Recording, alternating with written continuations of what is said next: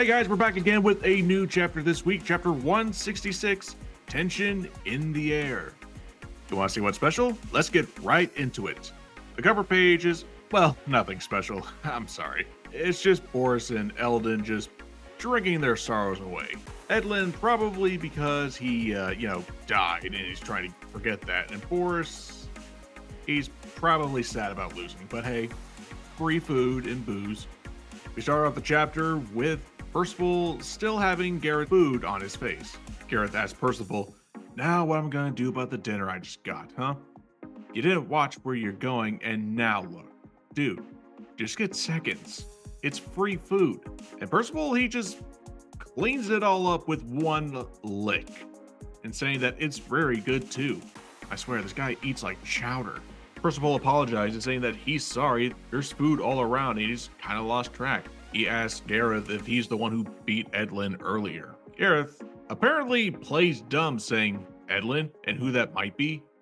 My friend, and then you slashed at me right after? I'm sure this is the first time we've met." I think he's lying. But Percival, still trying to be nice, just says, "Well, my name is Percival," and Gareth just says his name. And now the two know each other. Gareth, now gotten his second plate of food, asks him if he's looking for someone. Percival says yes, and also one more little errand, which Gareth gives kind of the stank eye for.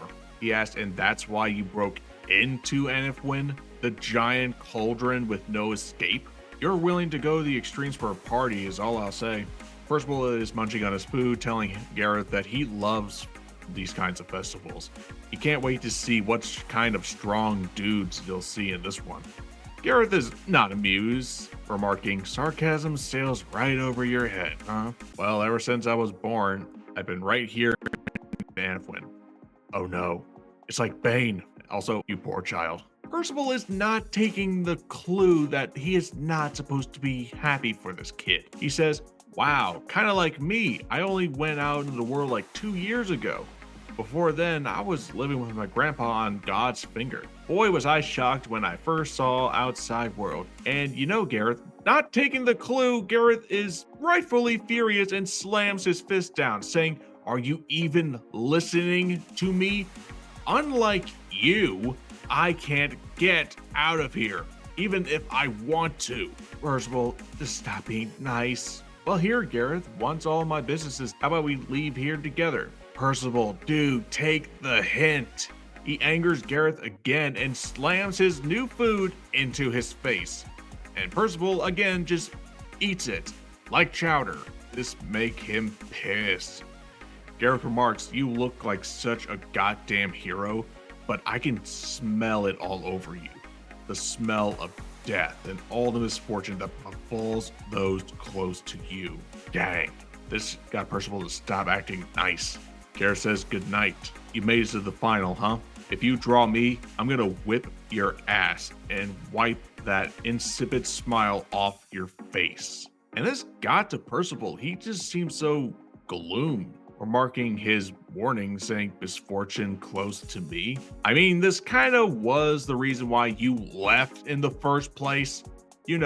2 years ago in the demon realm, you were afraid of the misfortune brought upon by your friends because you were gaslit by your other half, and comes in wondering where he's been. Still eating? Saying that she's been looking all over for him. Percival asks what for, and she explains that, "What do you think? We're all better sleeping together, aren't we?"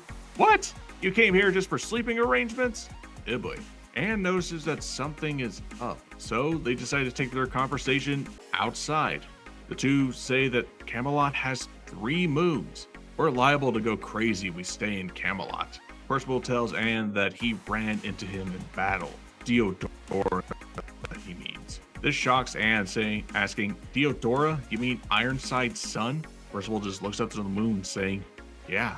Exposed to the demon lord's poison from the moment of birth, Camelot was the only place he could live in, and he was meant to be the body he would take up. Oof, this is bringing back some painful flashbacks. Percival doesn't know why he came to Anifwin for, but he has a feeling it's because of him, which angers Anne as she yells at him, "Who cares about that? You've done nothing wrong, Percival. It's all Ironside's fault." I'm not sure how this is his fault, but Let me know down in the comments how exactly this is Ironside's fault. The two continue their conversation, with Anne being a little flustered. She yells at him. Besides, Theodora's under Camelot's so-called benevolent protection, isn't he? But I don't know why he's here, Anne. Why should you even care? Seriously, why should you even care, Percival? I'm with Anne on this. And this gets to him. He apparently should not care anymore. Now that that was settled, Anne brings up, well, look, we're alone, so now if you want, and oh no, why, Nakaba, why? She says, did you forget what I said in Leonis, like 2 years ago? If you want, no, I can't say it. No, I can't. You can read it, but no, I am not saying it. Oh my god, why? Anne is still flustered, but Percival is just confused, asking, touch? Touch what? And then it dawns on him, oh! He starts getting his Weinstein hands ready and saying, now I remember, I can put my hands over your, nope, you ran out of time, goodbye.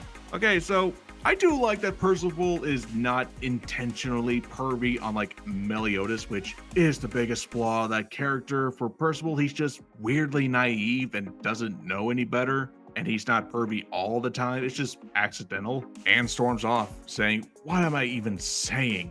And tells him to hurry up, they were waiting for him. And this was all Percival needs, as he just smiles, saying, thanks, Anne. Leaving him alone, and now feeling less of a burden. Percival, Naciens is not going to be happy. It's the next day, and Bellatrip's friend starts the announcements. Good morning, everybody! Today, the Anafwen Gladiator Festival is set off to kick off in style. As before, the fight is on the top of the tower in the special arena. I expect some loud cheering from the surrounding stands. What kind of fight will we see from the 16 people who made it past the melee part other day? It's time to find out. Let's now announce the official matchups. Here it is, folks. The battles we are about to witness for this fighting festival. We got Gawain versus Turret, Hauser versus Balin, Tristan versus Shion, Pelio versus Isolde. Percival has been teamed up against Gareth. Donnie versus Mysterious Package, which we all know is Gother, I'm just saying. Anne versus Diodora. Naciens versus Roths. 16 contestants, only one winner. Who's it going to be? Well, thanks to my thumbnail artist Shyrose, check them out if you want to get a thumbnail and also some art. They do some amazing work. I think this is the most likely scenario for the matchups later on. Gawain is easily going to go against Turret, because who the hell is this guy and why should we care? Hauser versus Balin, of course it's going to be Balin. The dude took a giant beam to the face point blank. Whatever he is, I'm sure it's going to be enough against Hauser of all people, because it's Hauser. Tristan versus Shion. Okay, this part I do have a little bit to say. This is going to be such a tearjerker. Tristan has no idea who these people are, but we do. And if you look at the matchups, he's going to have to fight his cousin. And then when it comes down to Pelio versus Isolde, she's probably going to win because Pelio's magic is weak against giant group attacks, as we saw against Ironside. So she's clearly going to win. And then it's going to be him versus Isolde. This is so going to hurt. No, Tristan, why? Nakaba, why? Why are you doing this to us? So it's clear he's going to win. And when it comes to Gawain and Balin, this could be her redemption. Maybe she's going to have a special move and take him out or something. You know, development. I've seen a lot of people saying that Balin is secretly Lancelot because of how he went up against Gawain's attack and also like the eyes. But I don't know. I want Balin to be his own separate character and have Lancelot be later in the story. But if Gawain wins, she's going to have to fight up against Tristan, which I am curious about who's going to win. And as for Percival, him versus Gareth, we know he's probably going to win, but I am wondering what is going to be the outcome as to how it's going to happen. Donnie versus Gother. Of course it's going to be Gother, because come on, it's Gother. He's a sin. Anne versus Diodora. I will say though, I was kind of thinking that Diodora would lose, but then again, Anne's magic isn't really combat oriented. Unless she keeps asking him various questions and Diodora is supposed to just lie, I don't really see her losing, which is a shame because I was predicting that her and Nacien's would fight, jokingly, Percival's harem just fighting against one another. Oh god, why did I say that? But yeah, Nacien's is clearly gonna win against Ross and against Diodora. Yeah, I think Nacien's is going to lose. I'm sorry. And just like Gawain versus Tristan, Percival versus Diodora, a matchup we are surely going to see. The supposed sons of Ironside clashing. And hopefully there's going to be a moment where Diodora is going to realize Arthur is the reason for Ironside's new issue. Hopefully Diodora is going to wise up. But the big one, Percival versus Tristan. The battle between the two main protagonists. This is the fight that I am so excited for and really want to see. But I have to ask you, which fight are you wanting to see in the story in the future? Who do you think is really going to win? Who's going to make it to the finals? Which fight are you excited for in the matchups? Let me know in the comments and subscribe to the channel for more 7 Deadly Sins material. And if you want more anime content, still subscribe because we will be having more videos out in the future. This has been Dante from the Anime Underworld. I'll see you later, mortals.